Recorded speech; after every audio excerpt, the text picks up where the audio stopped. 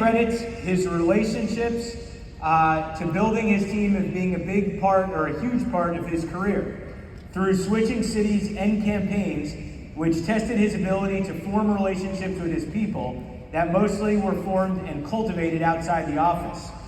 This industry is heavily derived from mentorship, and some things he's learned from his mentors have allowed him to expedite his training to get to management in less than 6 months.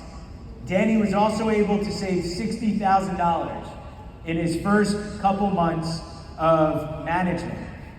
Danny, one thing that I always notice is that when you talk about your guys, they're always like a sports team. Their camaraderie is very important to them.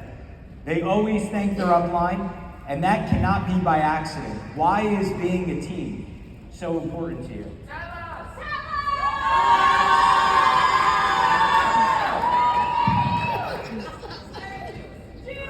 Tell us. Definitely, I think the most important thing for the client, for the opportunity and the training program is just being a team player. And that's why I'm so grateful. Thank you to Richard, thank you, Ken, for having me speak. That's okay to say.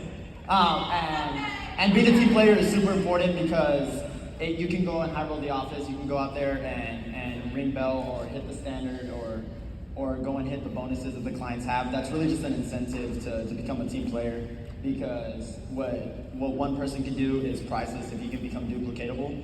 I think when you can create a system that people can follow, no matter the background, no matter the personality, no matter the background they're coming in with, if you become duplicatable and you can train 10 people to do what you do, then that's absolutely priceless for the client, and that's what a manager really entails.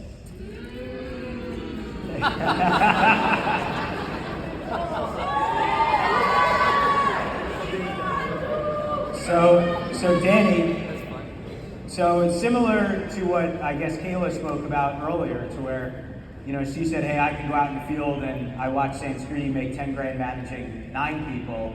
You know, this is a team game, and you building that culture and you building that atmosphere, you know, was important to you. And I know you gave credit to Richard in trying these people in your, you know, organization who are extremely successful in this business.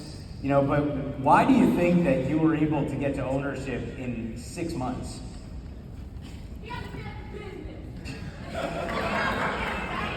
Learn the business hands-on, like Larry says. No, I think it was because I think I'm just a product of my beliefs, my morals, and my upline, like Richard said. And I think it's really hard to fail with the clients we have, like Verizon, like Ready Refresh, like Inspired. I think it's very, very hard to fail if you're doing everything that your manager's doing, right? Like, they failed enough times, so you don't have to.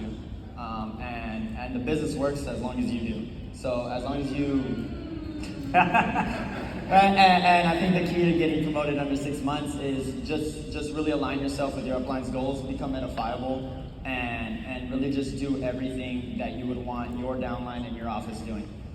And I feel like, Danny, that, you know, you've attended a bunch of these regional meetings. Yes. You've traveled to, you know, a lot of different offices throughout the country to learn.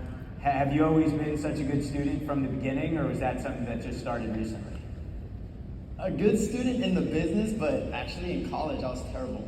And the reason why is I think the best thing about being a great student is in school they teach you, like, hey, don't copy, hey, don't cheat, hey, don't steal. I was always looking to take the shortcut. And when I realized that in this business, copy, cheat, steal is you can apply that to your upline and what they're doing. I think that's the best thing in how to get promoted. I think that no one needs to reinvent the wheel. They just need to learn how to drive the business and drive the vehicle that's taking them to management. And so I think really having great blueprints like Richard, like the Rolodex of resources we have here. I mean, when you look at this room, the amount of accomplishments and the industry that we built over the course of the year or the last couple of years is absolutely insane. And when you can copy that or just a fraction of it, then you're going to become successful either way. Yeah, it's funny you say that too, because even if you look at the first group of speakers that we had come up today, there was nothing similar about their backgrounds, nothing similar about their education. You had all different types of people. You had male, female, you had, college educated, not college educated. You had 20 years old, you had 19 years old, and then you had Harvard University, and they all look at this vehicle to get them to where they want to be, but they all come from different backgrounds. And like what you said, Danny, I think everybody's going to continue to see that the rest of the meeting. There's no two people similar. Mm-hmm. So, good stuff, Danny. We appreciate it.